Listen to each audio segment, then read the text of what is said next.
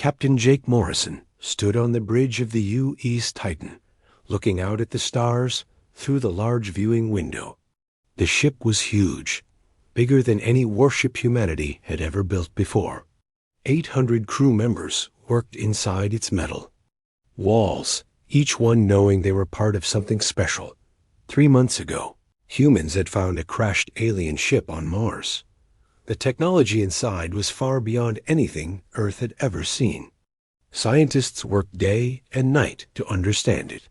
They learned how to build better engines, stronger weapons, and shields that could stop energy attacks. The Titan was the first ship built with this new knowledge.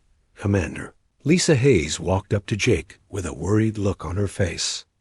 She was the ship's tactical officer, responsible for all weapons and defense systems. In her hand was a small device that glowed with alien symbols. "Captain, we just received a message," Lisa said. "It's from something called the Galactic Council." Jake took the device and activated it. A hologram appeared in the air, showing a tall creature with blue skin and 4 arms. Its voice was cold and mechanical when it spoke. "Humans of Earth, I am Speaker Zax of the Galactic Council. Your species has been discovered by our scouts. You are now under our protection and must follow our rules. You have 72 hours to surrender all military ships and weapons. Refuse, and we will destroy your world." The hologram disappeared, leaving the bridge in silence.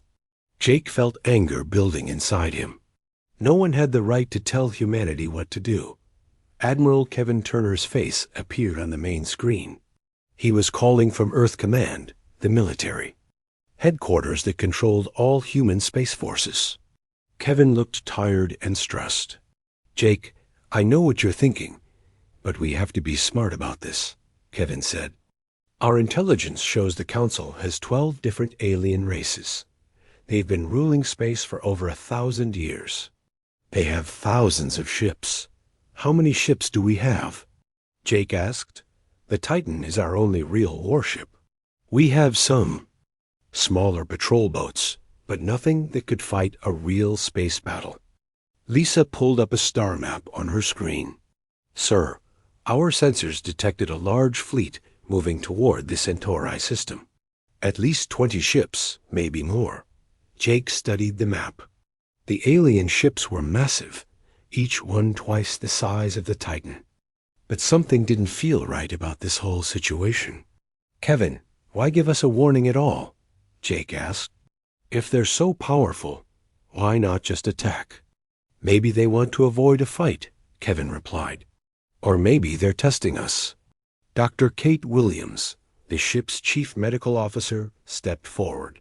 She had been studying the alien technology they found on Mars.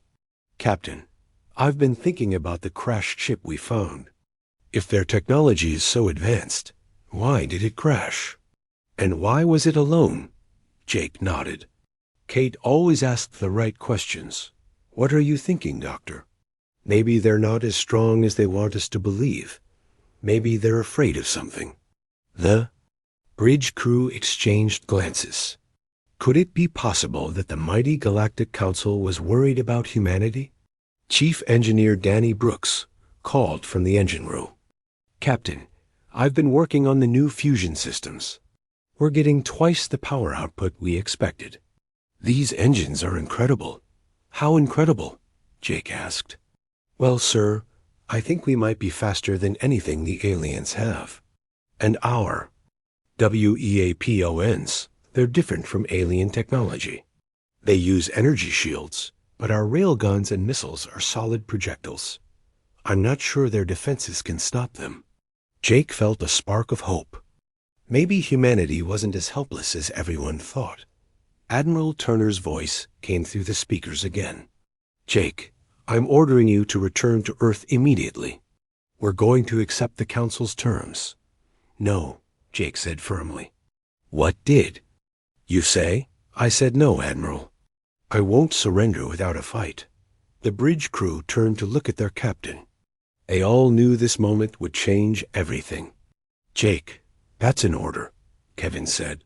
Then court-martial me when this is over. Jake replied, Lisa, set course for the Centauri system. We're going to meet this council fleet.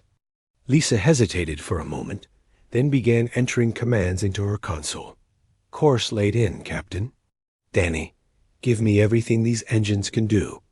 We're going to need every advantage. Yes, sir. The Titan won't let you down. Jake walked to the center of the bridge and activated the ship's communication system. His voice would now reach every person on the ship. Attention, crew of the Titan. In a few hours, we will face an enemy that thinks we are weak. They believe humans should bow down and obey. They are wrong. We are going to show them what humanity is made of. We fight not just for ourselves, but for every human who will ever live. We fight for freedom. The crew began their preparations for battle. Weapons were loaded, systems were checked, and emergency procedures were reviewed. Everyone knew the odds were against them, but no one suggested turning back. As the Titan jumped into hyperspace, Jake looked at the stars one more time. In a few hours, they would either prove that humanity deserved respect, or they would die. Trying. Either way, the galaxy would remember what happened next. The ship disappeared into the swirling colors of hyperspace, carrying 800 souls toward their destiny.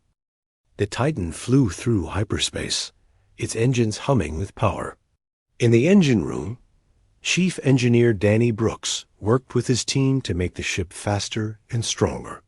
They had never pushed the new alien-human hybrid engines this hard before. Increase power to the fusion reactors by 15%, Danny told his assistant, Tony Rivera.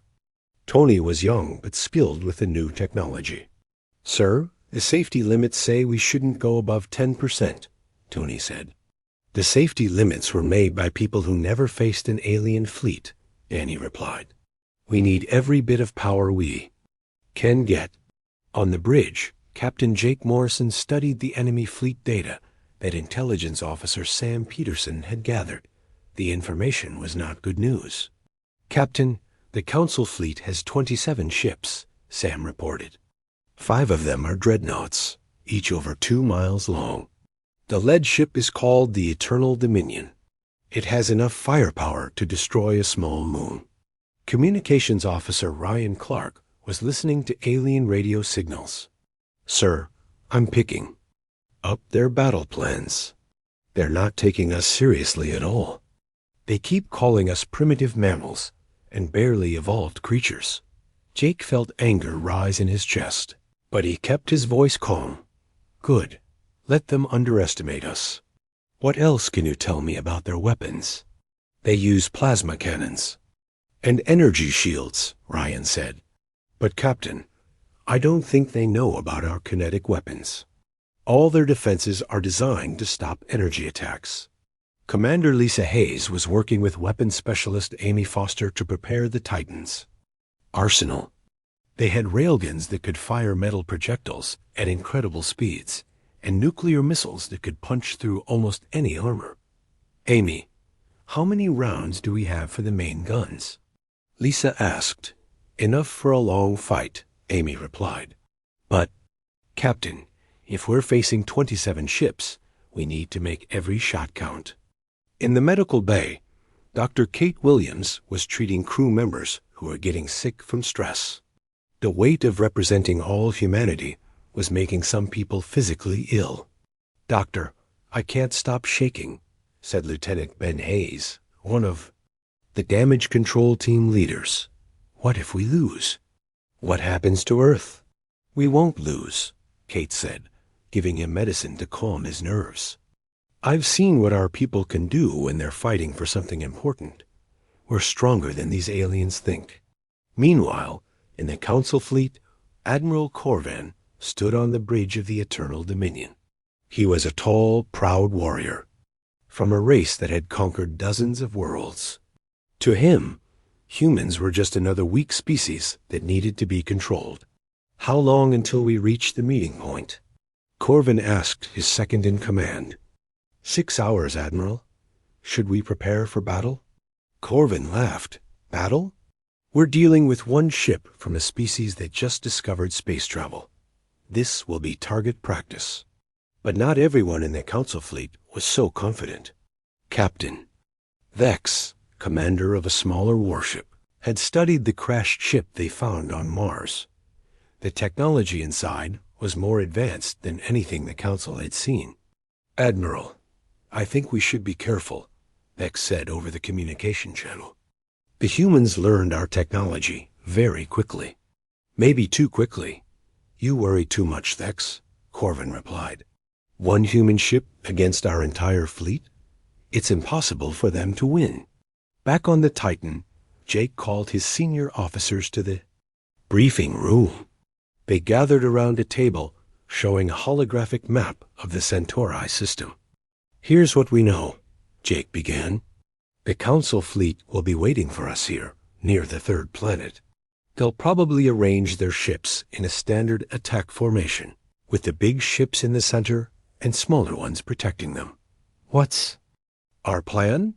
Asked Lieutenant Commander Greg Stone, the ship's navigator. We're going to do something they don't expect, Jake said. Instead of fighting all their ships at once, we're going to hit them fast and hard, then run away. We'll pick off their smaller ships one by one. Chief Gunner Paul Martinez studied the enemy ship designs. Captain, their shields are strong, but they're designed to stop energy weapons. Our railguns should punch right through them. That's what I'm counting on, Jake said. Danny, how are the engines? Running at maximum efficiency, sir. We're faster than anything they have. Jake looked at each of his officers. These people were about to risk everything for humanity's freedom. I want everyone to understand something. We're not just fighting for ourselves. Every human who comes after us will judge what we do today. We cannot let them down. As the meeting ended, Jake walked to his private quarters. On his desk was a picture of Earth, taken from space. It looked so small and fragile. In a few hours, he would either save that world or die trying. The ship's alarm sounded. They were about to drop out of hyperspace. All hands, battle stations, Jake announced over the ship's communication system. We are approaching the enemy fleet. Remember, you're training. Remember why we're here. Today, we show the galaxy what humanity can do. Throughout the ship, 800 crew members prepared for battle. They checked their weapons, secured their equipment, and said quiet prayers. They knew they were outnumbered, but they also knew they were fighting for something more important than their own lives. In the engine room, Danny pushed the reactors to their absolute limits. In the weapons bay, Amy loaded the railguns with special armor-piercing rounds. In the medical bay, Kate prepared for the wounded that would soon arrive. A Titan dropped out of hyperspace at the edge of the Centauri system. Immediately, their sensors detected the massive Council fleet arranged in perfect formation, waiting for them. 27 ships, just like intelligence said, Sam reported. They're not moving. They're waiting for us to come to them. Jake sat in his captain's chair and looked at the enemy fleet on the main screen. Each ship was huge and powerful, but they were also predictable. They thought like a government that had never faced a real challenge. Ryan, open a channel to the Council fleet, Jake ordered. Channel open, sir. Jake stood up and straightened. His uniform. This is Captain Jake Morrison of the U.E.S. Titan. We're here to talk about your surrender demands. Admiral Corvin's face appeared on the screen. He looked amused. Human Captain, you have one ship. We have 27. Surrender now, and we will make your death quick. I have a better idea, Jake said. Why don't you surrender to us? We'll let you live. Corvin's amusement turned to anger. You dare mock the Galactic Council? You will learn. Respect through pain. The communication ended. Jake turned to his crew. Well, I tried diplomacy, he said. Lisa, prepare all weapons. Danny, give me full power. Greg, evasive maneuvers. Let's show these aliens what happens when they threaten humanity. The battle for humanity's future was about to begin. The first shots came without warning. Bright blue plasma bolts flew across space from the Council fleet toward the Titan. Lieutenant Commander Greg Stone quickly turned the ship to avoid the deadly energy beams. "Evasive maneuvers working, Captain," Greg reported as the ship twisted and rolled through space. "Their targeting systems can't keep up with our speed." The plasma bolts hit empty space where the Titan had been just seconds before. Admiral Corvin was surprised. Human ships were supposed to be slow and clumsy. "Increase fire rate," Corvin ordered his fleet. "Surround them. Don't let them escape." More plasma beams filled the space around the Titan. Some of them hit the ships. Kinetic barriers, a human invention that the Council had never seen before. Instead of absorbing the energy like normal shields, the barriers deflected the plasma shots away from the ship. "Direct hit on our barriers," reported Amy Foster from the weapons station. "No damage. Their energy weapons can't penetrate our defenses." "Captain," Jake Morrison smiled. The first part of his plan was working. "Lisa, return fire. Target their smallest ships first." Commander Lisa Hayes activated the Titan's railgun batteries. Unlike the alien plasma weapons, the railguns fired solid metal projectiles at incredible speeds. The rounds were invisible to the eye, moving faster than anything the Council had ever faced. The first salvo hit a Council destroyer. The metal projectiles punched straight through the alien ship's energy shields, as if they weren't there. The destroyer exploded in a ball of fire and debris. "What just happened?" Admiral Corvin demanded. "How did they penetrate our shields?" Captain Nex checked his readings. "Admiral, they're using kinetic weapons, solid projectiles. Our shields are designed to stop energy attacks." Another Council ship exploded as the Titan's railguns found their target. Then another. The alien fleet was in confusion. Their weapons couldn't hurt the human ship, but the human weapons were destroying them easily. "All ships, focus fire on the human vessel," Corvin ordered. "Concentrate everything we have." 25 Council ships turned their weapons toward the Titan. The space around the human ship lit up with plasma fire. The Titan's barriers deflected most of the shots, but some got through. "Hull breach on Deck 7, reported Damage Control Leader Ben Hayes. "We're losing atmosphere. Seal that section," Jake ordered. "How are our weapons?" Chief Gunner Paul Martinez was coordinating the railgun fire. "We've destroyed 4 of their smaller ships, Captain, but the big ones are moving closer. Their armor is too thick for our current ammunition." Jake studied the tactical display. The Council's dreadnoughts were slowly closing in, their massive plasma cannons charging for a devastating attack. He needed a new strategy. "Amy, load the nuclear-tipped missiles," Jake ordered. "Sir, if we use nuclear weapons, we might damage our own ship," Amy warned. "I'll take that risk." "Target the lead dreadnought." The Titan launched a spread of 6 nuclear missiles toward the Eternal Dominion. The massive alien ship tried to shoot them down with defensive weapons, but the missiles were too fast and too small. The nuclear explosions lit up space like tiny suns. When the light faded, the Eternal Dominion was still there, but its shields were down and its hull was damaged. "Impossible," Admiral Corvin said as he picked himself up from the floor of his bridge. No primitive species should have nuclear weapons that powerful, but the victory was short-lived. The other dreadnoughts had reached weapons range, and their plasma cannons were much larger than the smaller ships.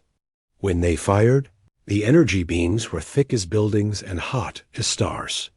The first blast hit the Titan's barriers and overloaded them completely. The second blast hit the ship's hull directly, cutting through armor like it was paper. "Major damage to sections 12 through 15, Ben Hayes reported. "We've lost 3 railgun turrets and the forward missile tubes." The Titan shook as more plasma beams hit its hull. Sparks flew from control panels, and the lights flickered. In the engine room, Danny Brooks fought to keep the reactors stable as systems failed around him. "Captain, we're losing power." Danny reported, "I can give you weapons or engines, but not both." Jake had to make a choice. If he kept the weapons powered, they could keep fighting, but would be sitting targets. If he powered the engines, they could escape, but wouldn't be able to hurt the enemy. "Give me engines," Jake decided. "We need to get out of their firing range." The Titan accelerated away from the Council fleet, its damaged hull streaming atmosphere. And debris.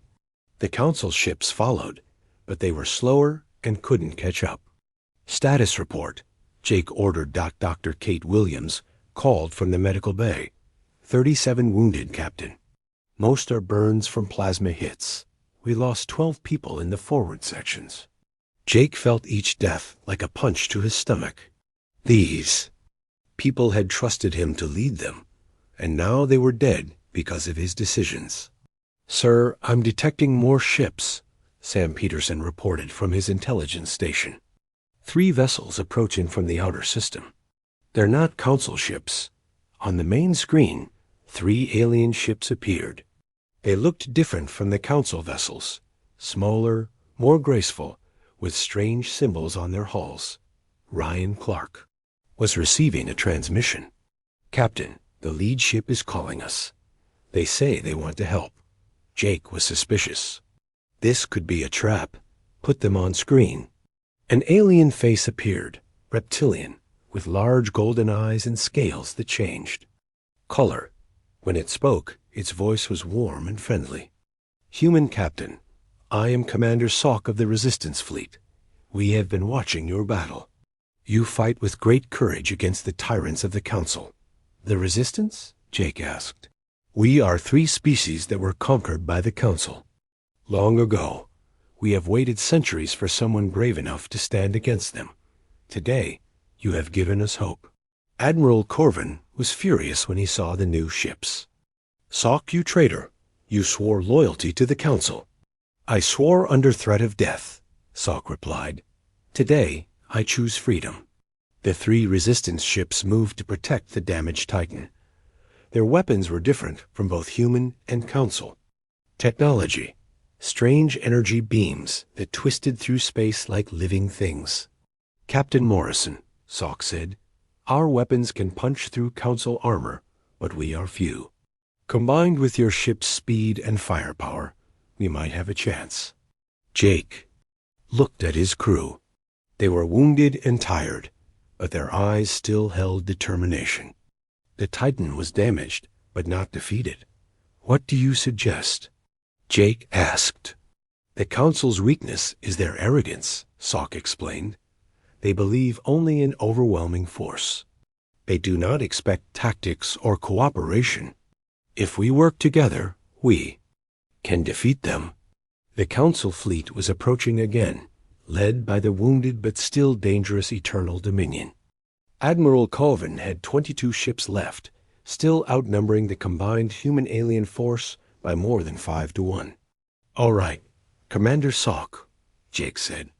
"Let's show the Council what happens when free people fight together." The 4 ships turned to face the approaching fleet. The space around them was filled with debris from destroyed Council vessels. Proof that the mighty Galactic Council could bleed. The real battle was about to begin. The Titan was dying.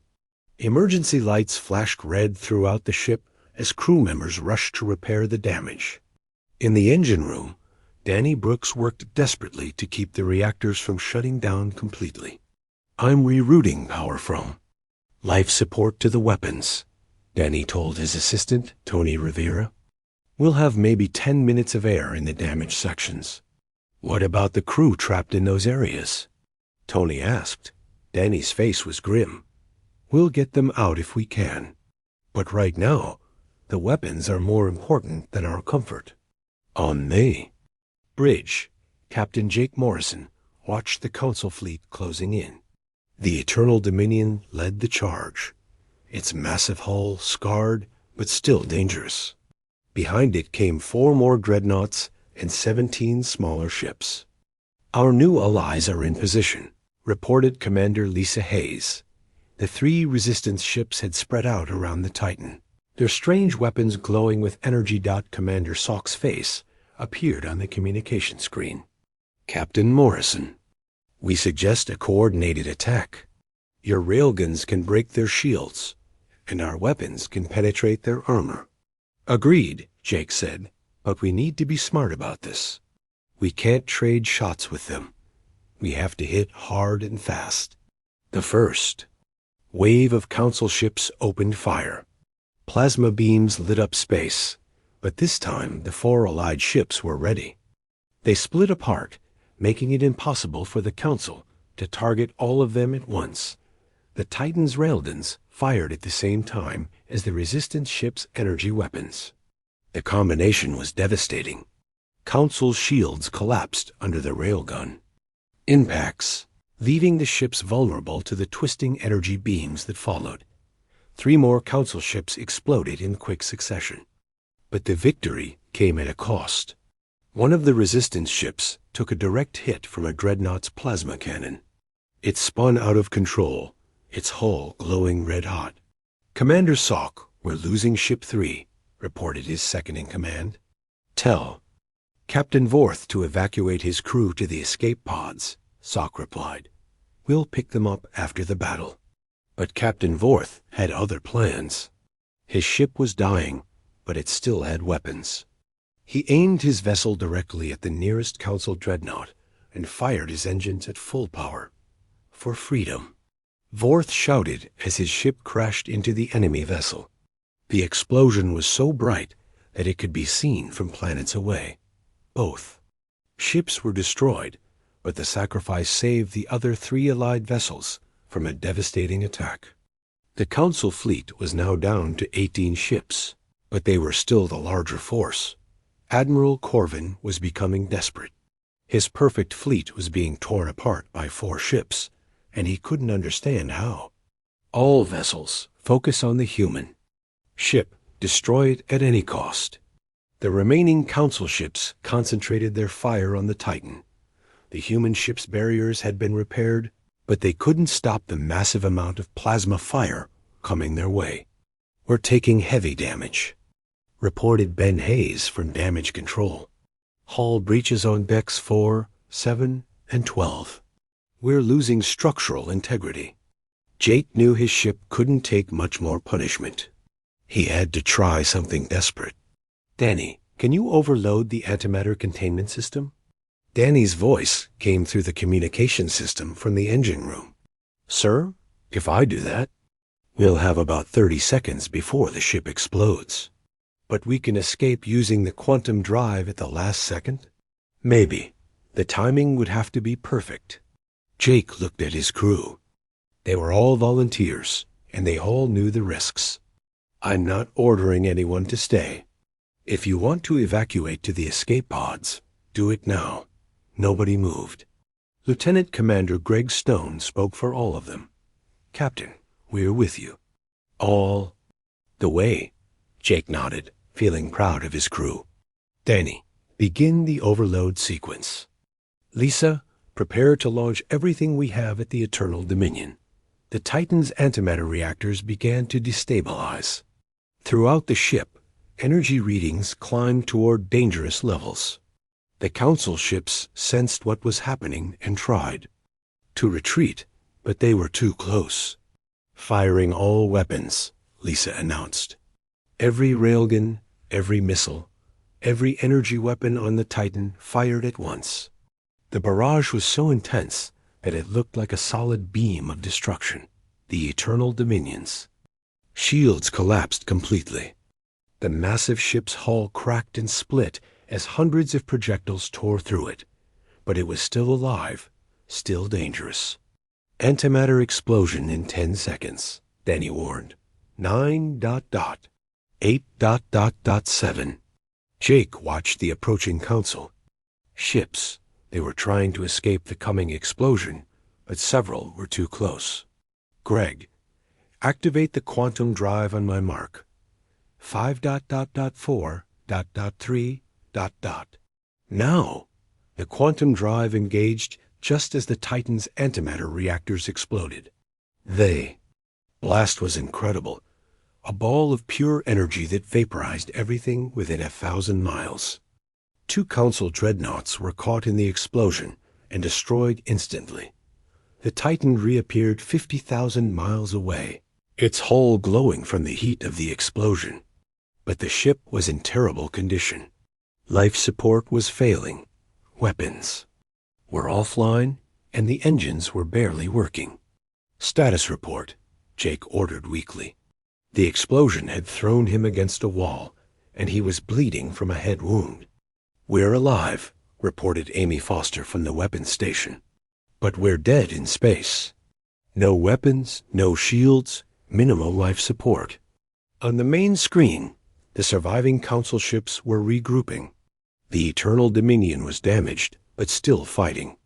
Admiral Corvin had lost most of his fleet, but he still had enough ships to destroy the crippled Titan.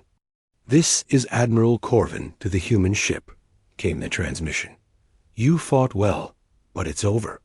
Surrender now, and I'll make your deaths quick." Jake was about to respond when Sam Peterson called out from his station. "Captain, I'm reading. New contacts.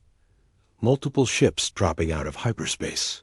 The main screen showed dozens of new vessels appearing around the battle zone. But these weren't Council ships. They were from many different species, all carrying the same message. "This is Captain Zara of the Helix Confederation," came a new voice.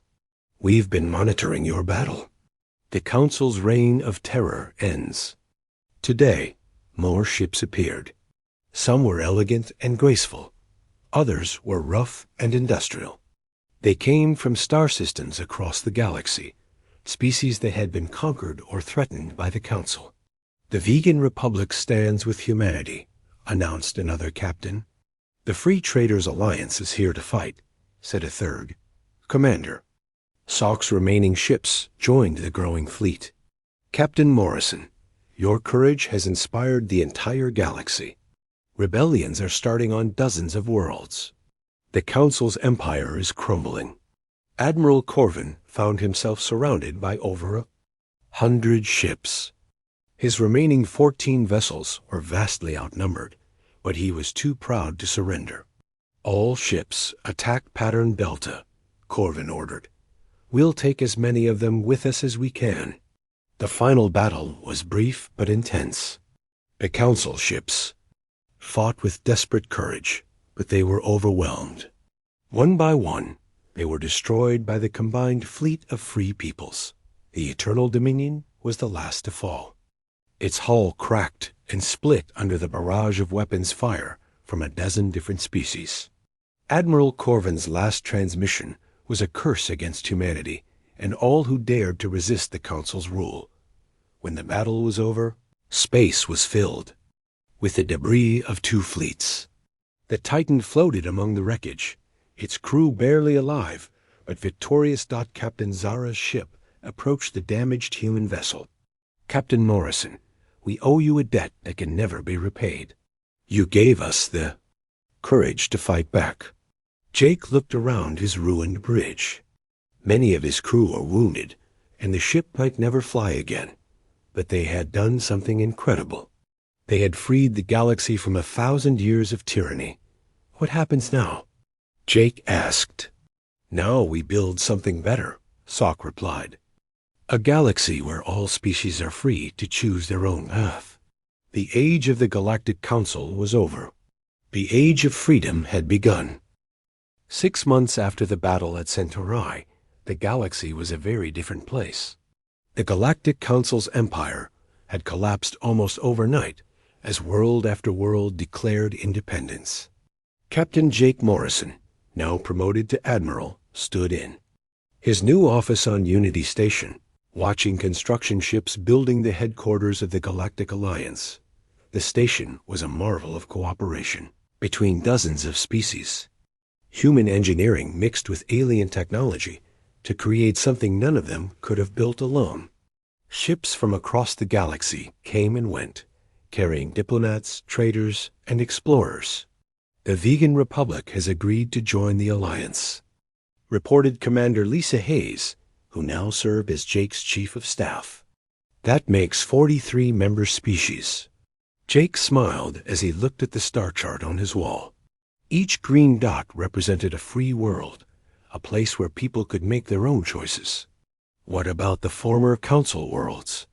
Most of them are asking for membership too, Lisa said. It turns out a lot of them were forced to join the council centuries ago. They want to be part of something better. The door to Jake's office opened, and Dr. Kate Williams entered. She was now the Alliance's chief medical officer, responsible for sharing healing technology between species. Jake, I have the final casualty. Report from the Centauri battle, Kate said, handing him a data pad. We lost 47 crew members from the Titan. The Alliance fleet lost over 300 people total. Jake read the names of the dead. Each one had been a person with hopes and dreams, and they had died so that others could be free. We'll make sure they're remembered, Kate. All of them.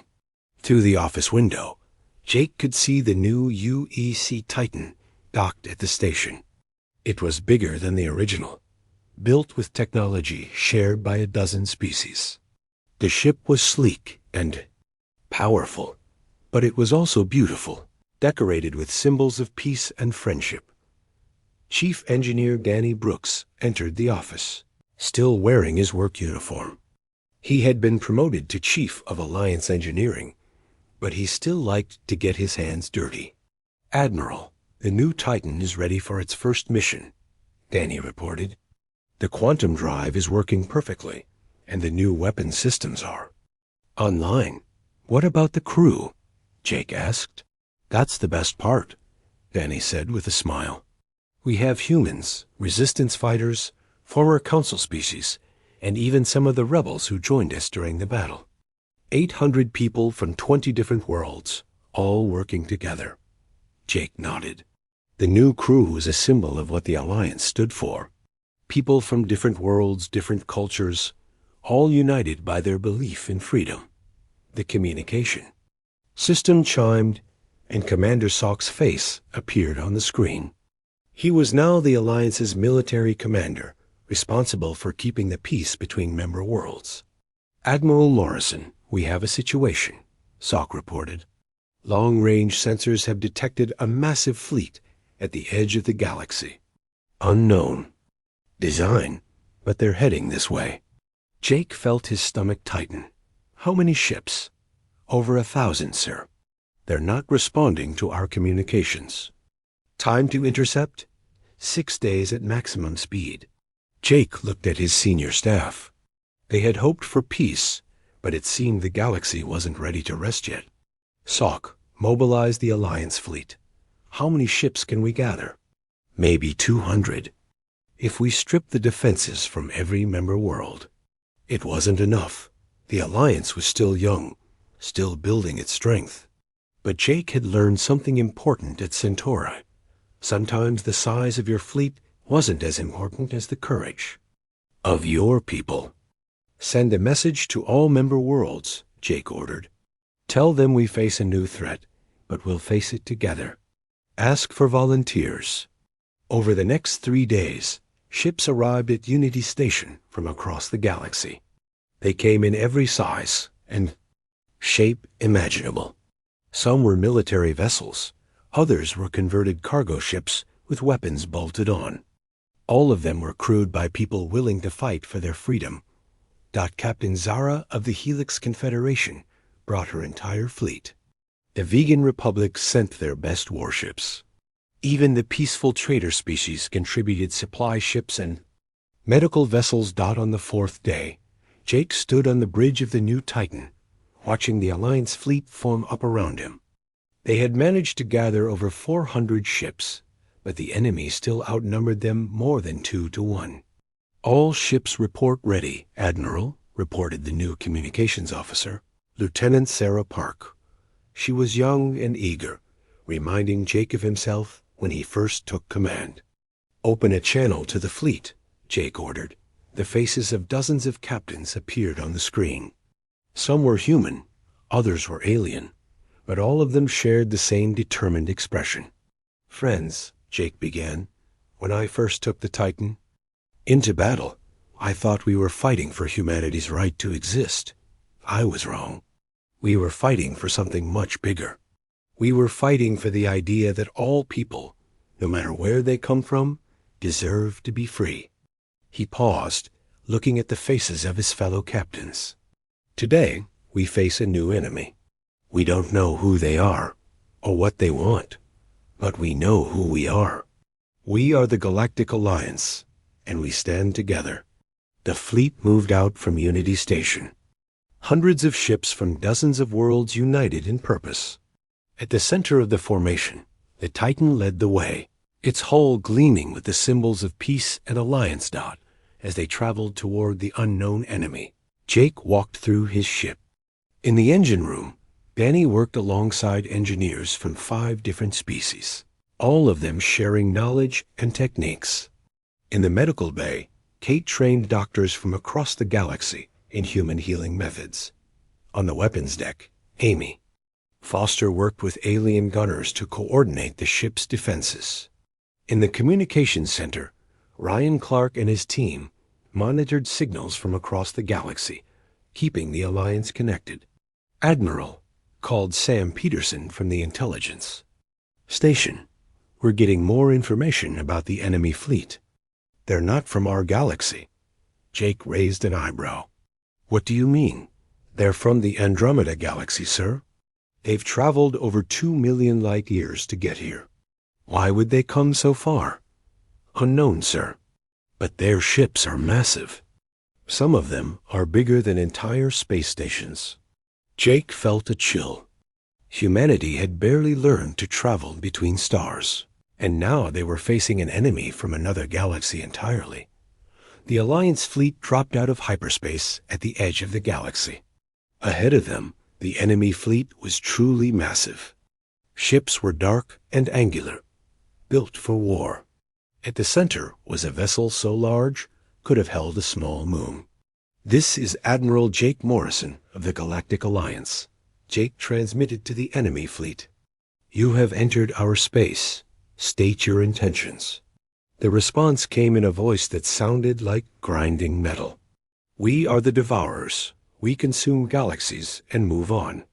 Your resistance is meaningless."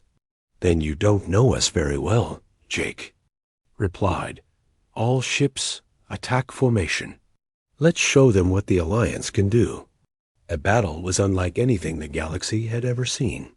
The Devourers' ships were incredibly powerful, but they had never faced an enemy like the Alliance. The combined fleet used tactics developed by dozens of species, weapons that combined the best of many technologies. The Titan led the charge, its railguns and energy weapons tearing through enemy ships. Around it, the Alliance fleet fought with courage and determination. Ships were destroyed, lives were lost, but the Alliance held together. The battle lasted for hours. In the end, the Devourers retreated, their massive fleet damaged and demoralized. They had expected to find a divided galaxy, easy to conquer. Instead, they found unity and strength. "This is not over," the Devourer commander transmitted as his fleet withdrew. "We will return." "We'll be ready," Jake replied. As the Alliance fleet returned to Unity Station, Jake felt a sense of accomplishment. They had faced their greatest challenge yet and emerged victorious. The galaxy was free, and it would stay free. On the bridge of the Titan, surrounded by his crew of humans and aliens working together, Jake looked out at the stars. There would be other challenges, other enemies. But whatever came next, the galaxy would face it together. The age of the Galactic Alliance had truly begun, and the stars themselves seemed to shine brighter with hope.